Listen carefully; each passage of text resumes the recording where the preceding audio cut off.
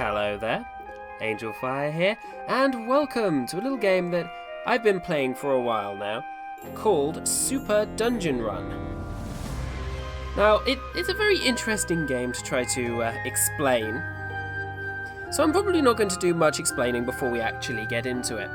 The idea is, it's a semi-procedurally generated dungeon crawler, but combine it with Pikmin, if you've ever played that. So all of your little people, all your little adventurers, follow your mouse clicks. It's very interesting. But the most handy thing about it, as you can see, I've got loads of things up here. I'll explain what those are later on. But it has this very handy button, which we're going to use now, to completely reset my game save data. There we are. And now we're ready to get into the game proper. I believe it runs through a tutorial first as well, which is good. Aha. Welcome to Super Dungeon Run. In this game, you will guide a party of hapless heroes on a quest for loot in the depths of a dark and dangerous dungeon. We'll always start off with a small group of peasants. Here they are, the little scout. Oh, look at them. Look at them, the little faceless... Yeah, oh, okay, they're actually quite terrifying. The peasants aren't, how shall I put this, the smartest of individuals, but they're a merry bunch and they're always eager to please. They like nothing better than a good dungeon run, but sadly, they're not very good at it. That's where you come in. You can guide them through the dungeon by pressing and holding with the left mouse button. Comme ça. Try to get them to the exit stairs safely. Everything else is a bonus as far as I'm concerned. Wow. If you ever want to pause the game, just hit the cog button up in the top right. There are some useful options in there, and you can also return to the village if it all gets too much. Now get to work, Dungeon Runner, and good luck, you'll need it. Alright, let's go for this. So, when I said Pikmin, they all follow your mouse clicks, and they'll automatically attack things if they get too close to them. So just swarm through, collect gold, and this is where your specializations come in. The red chests contain costumes. Now each costume gives each little dungeon runner special, ooh, that's grim, special powers. Like this one is the standard warrior one. Oh no, gremlins! Gremlins, attack! Yeah, I'm not actually clicking at the moment. But anyway, the costumes give different special abilities. You can get different ones like archers, sorceresses, and they recently added a bit of physics to this game, so I'm just going to bring this brazier with us, apparently. Ah, there we go. And the idea is to get to the stairs at the end of every level as quickly as possible, and the more enemies you kill, gold you collect, and quicker you do it. See, I was terribly slow on that one. The more rewards you get. Now, all the wood and stuff that was up here in the top at the very beginning, all the wood, the gems, etc. are different crafting materials, which you use to upgrade things. I'll explain that more once we get back to the main menu, because we start on the first quest here.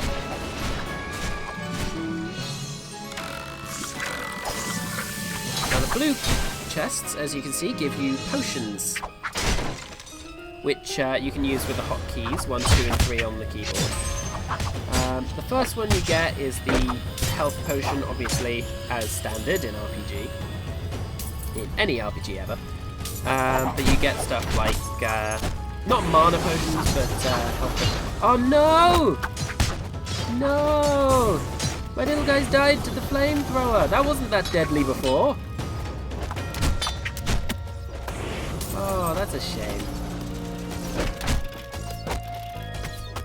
See if we can flee around here.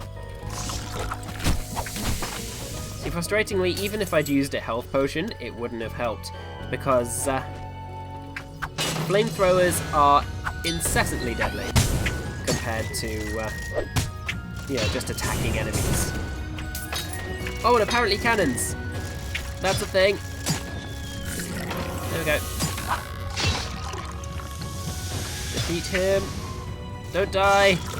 Don't die! Come on! Ah, this is so intense. I got... Frustrating thing with these rooms is that you're not allowed to stop, otherwise you will die. Because, as you saw there, the cannons are brutal. So now I'm left with just one lonely oh no. No, no, no, no, no, no, no, no, no, no, no, no, no, no, no, no, in and out, in and out, in and out. No. No. Oh boy. So, as far as I remember, there's, you can complete the tutorial, but it's not necessary. You will wipe a lot in this game. It doesn't matter too much because you're not into upgrading your characters individually, apart from leveling them up apparently when you get costumes. So now I have one level 5 warrior who can one-shot these goblins. Okay then. That's fine with me. Makes it so much easier. I don't think it's going to last, if I'm honest. Ooh, ooh, ooh. Ooh, there we go. This is crazy. This is so crazy. Oh, no, no, no, no. Stay on the move, stay on the move. I don't want to fall in those holes either. Because those are spike traps, which are never fun. Ugh. I was hoping this would be like a nice calm introduction video, and here I am panicking my socks off. Oh dear. No, it doesn't open that iron door. Of course not. Keep moving, keep moving, keep moving, keep moving, keep moving, keep moving, keep moving, keep moving. Kill you. Oh no, no, you're so close to dying. So close to dying. Oh my gosh. If you can run around here and not get hit by anything. No, we're dead. Okay. There we are. So we've unlocked the archer from leveling up. But this game gets incredibly addictive, especially when you have a swarm of things. Here we are, the village. Welcome to the village. This is where you can find the peasants when they're not spectacularly dying in the dungeon. When they're not asleep and dreaming about gold, they're usually in the tavern discussing gold, or in the theatre watching movies about gold. Like I say, they're pretty obsessed. Now I'm sure you're eager to get back to the dungeon and do another run, but there are a few things I'm contractually obliged to tell you first. Like, what on earth is that glowy, swirly door thing at the end of the street? Well, yeah, I had wondered. That, my friend, is the portal. It's the magical passageway that leads to the dungeon, and it's what the peasants use to do their runs. No one really knows how it works, where it came from, or how old it is. Some say it's been here even longer than the village itself. So what else might be of interest to the discerning dungeon runner here in the village? Well, check out those buttons at the bottom of the screen. The most obvious one is the big one in the middle, labelled Dungeon. That's how you use the portal and start another dungeon run. The tavern is for quests and party upgrades, and the market will allow you to buy and craft all manner of things. Have a look. All the tutorials and help windows, like this one, can be accessed in the theatre but using the How to Play tab. If you've missed a tutorial or forget how to do something, go there and get your learn on. Knowledge is power! One last handy tip for you. Every screen has a question mark button on the top right. Pressing this will bring up a help window specific to that screen. If you're ever unsure about what something does, press that button and prepare to be schooled. Try it. No, thank you. I already know. So see, here we go. So I got 1 wood material and I've got 6 units. Now I leveled up. I can't remember which screen it is. It's not that one. But as you can see, even if you unlock something, you need to do enough dungeon running to gain enough gold to buy it. Now at the moment, I have about less than a third of what I need to get the archers. So we'll just ignore that for now. You get main quests, which take you through different levels of difficulty. For instance, this one. That one's fun. You get side quests, which just randomly generate, depending on, well, how much you've done, etc. So you can get, like once you've got the 2 gold medals, you could, for instance, then clear that slot for then another one to be collect a certain amount of gold or smash in a certain number of doors. And those will generate and give you bonuses as you go. Now this is the screen that I'm interested in. The more you level up your party, the more you can specialise, depending on what you want to do.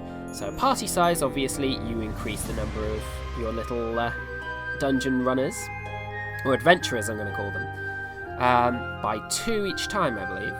Hero training makes them tougher each time. Starting floor sends you deeper into the dungeon each time, so you'll get tougher generations of maps. And quest bonuses will give you more stuff for completing quests. I'm going to go ahead and buff up my party and give myself 2 more little adventurers. I just saw the theatre, speaking of which. The theatre has all of the little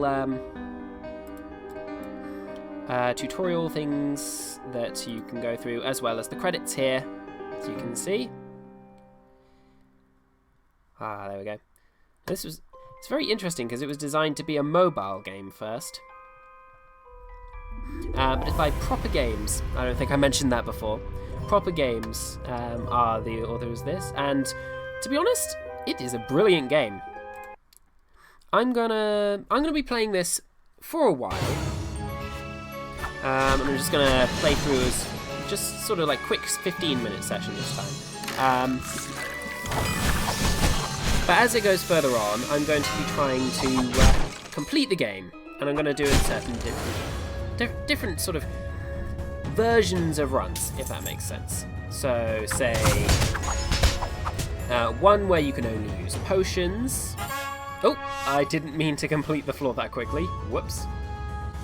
As I was saying, I want to do different sort of types of runs. So some where you can only use health potions, one where you can only use strength potions, one where you can only use the warrior, one where you can only use the sorceress. Obviously, it'll be a case of use the other stuff as much as you want until you've unlocked that class. Although you can leave it just as warriors, because I think you automatically unlock warriors at the start. So, well, I don't know what it is, but there's something that just blocks me from noticing if I'm talking. I just don't notice what room I'm running into. Not good. Not good at all. Right, I'm going to definitely complete this floor. If it kills me. No, them. Them is not appropriate.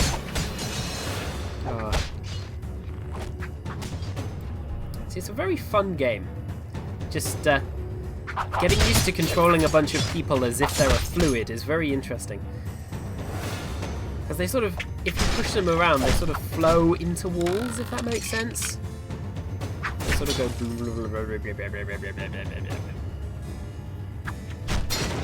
So the more you sort of throw them around, holding click so that they don't go onto those traps. There we go. Don't want to hit that flame. Kill them. Hopefully that's just, yeah, it's just a way of doing it. I am lucky I saw that mark on the floor.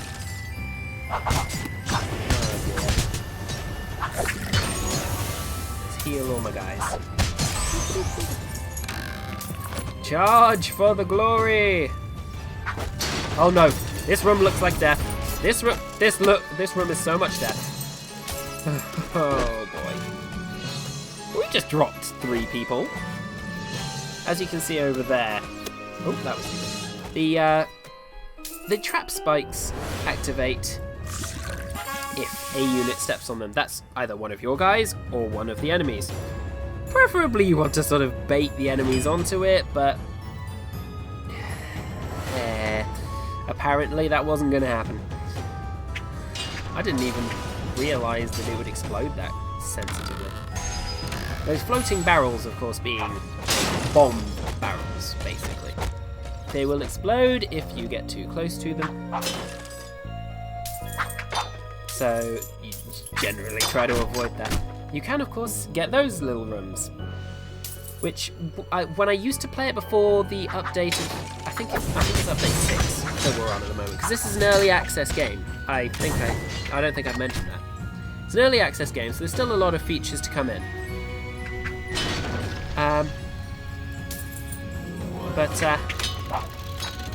It's... yeah. I completely lost track of where I was going then. That cannon terrified me. It's an early access game. I'm going to be trying to do a bunch more playthroughs, and I think as soon as either I reach the end of this level or all my people die, whichever one comes first, I'm going to end this recording here. But let me know if you want to see more of this game, because I certainly want to play more. It's just very, very interesting. That's what I was saying. Before this latest update, I would always get like if I lost a bunch of people, it would absolutely make sure I got a level with like 2 or 3 of those peasant rooms. It's been tweaked now, which is good. But there we are. That's a good way to finish the episode. On a gold. Right. I'm going to return to the village, and from there we will say goodbye for now.